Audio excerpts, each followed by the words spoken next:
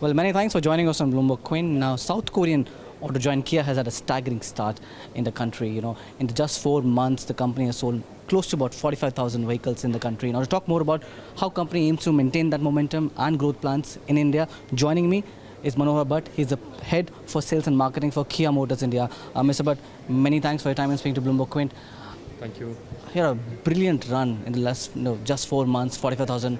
What led to that? Because that also happened at a time when there's a overall market sentiment has been down. Yeah, I think it's been a case of so far so good. What actually we did was we tried to look at all the 4 pillars of marketing and sales, as in the 4 P's as Kotler would call it. First of all, the product. So the product was very well researched over I think a period of almost 3 years. So we took in what exactly the Indian consumer would find attractive in a vehicle of this sort. So to name a few things, for example, the technology itself. We started off with a BS6 vehicle in the time when most others were BS4. Then we had things like HUD, your connected cars, which most of the cars do not have, or they are found in vehicles which are 2 or 3 segments or 2 or 3 classes above our vehicle. So we gave him a vehicle that was actually really, really badass in terms of technology, in terms of shape and design, and in terms of quality. Like our quality and our design is what we are very proud about. Worldwide, we are recognized for that. And we brought the same thing to our Indian consumer. We brought him a vehicle that is actually world class and not made for the just good enough for India's type of thing. But did you anticipate this kind of demand coming from India? Because, like we said, was a time where slowdown was also happening. See, we really believe in the Indian market. Very simply, you can see it by the amount we are invested in the Indian market. How many others have invested $2 billion straight off in making a plant that even today can make 300,000 vehicles? So this shows our commitment and our faith in the Indian market and in the Indian consumers' requirement for good world-class vehicles. Right. Also, some may say that that's the first product, and always, we have seen with certain brands, the first product is always generate that kind of hype and, excitement around the brand. How do you aim to sustain that kind of momentum? What kind of product lineups are in there going ahead? We enter 2020 now. Yeah, we had made it clear that we will be introducing 1 new vehicle every 6 months. So this year you can expect 2 new vehicles from us. The first being the Carnival. The Carnival is a luxury, a premium MPV, which will create a segment of its own when it is launched during the Auto Expo. So this is the first vehicle that we're launching, and maybe after that, 6 months after that, our third vehicle, which is most likely going to be a sub 4 meter SUV. We'll again maybe show you more of this during the Auto Expo.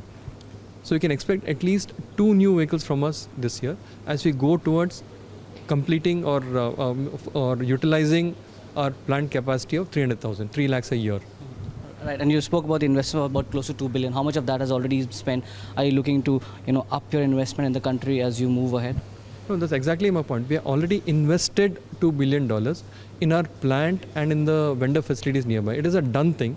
We don't have anything more to invest because we already made a 300,000 plant. Now, next step is, once we utilize the full capacity, then we can look at it going forward. Right. More investments. Okay, and also give me a sense about plans for electric vehicle. We saw MG also, they brought their the electric vehicle, the second vehicle being the electric vehicle.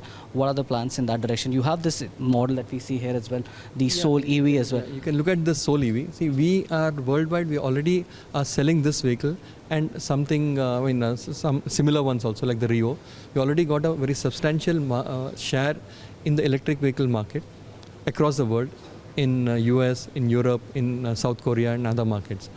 And our plant also, the current plant at Anantapur, is even today capable of building an electric vehicle. Having said that, like I told you earlier, our first responsibility is to make sure that our capacity is fully utilized and quickly. So electric vehicle today, even you can see any electric vehicle, it sells in a few hundreds, even the best of them.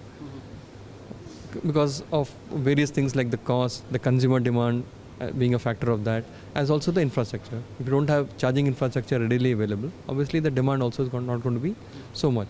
Interest is not going to be so much. So we would rather, we see the direction in which the market is going to be going and make our plans accordingly. Right. We have already got this vehicle and we have given this vehicle also to the Andhra Pradesh government Yeah. on a trial purpose. So this vehicle can run for more than 450 kilometers on a single charge, as you can see written on the side of the vehicle also. And also it can come up to 80% of full charge within an hour using a fast charger. So it's a very practical vehicle that's already running in the streets of US and South Korea and other markets. Are you looking to also make investment in terms of setting up charging station in the country as the ecosystem also builds? And what do you think that's what are the pain points? What is hindering the growth for electric vehicles in India? Like I said, there are two things. Like one is the basic cost of the electric vehicle, which is possibly much higher than what the consumer would like to take today. Secondly, the infrastructure for charging. So if a current vehicle, some of them run for something like 100 odd kilometers. In a place like Delhi or Bombay with such a lot of traffic congestion, I think consumer would be really having that range anxiety much more than anything else. So I don't think it's a very attractive proposition for him today. So the charging infrastructure and the cost and the range of the vehicles, I think, are a hindrance currently for the consumer.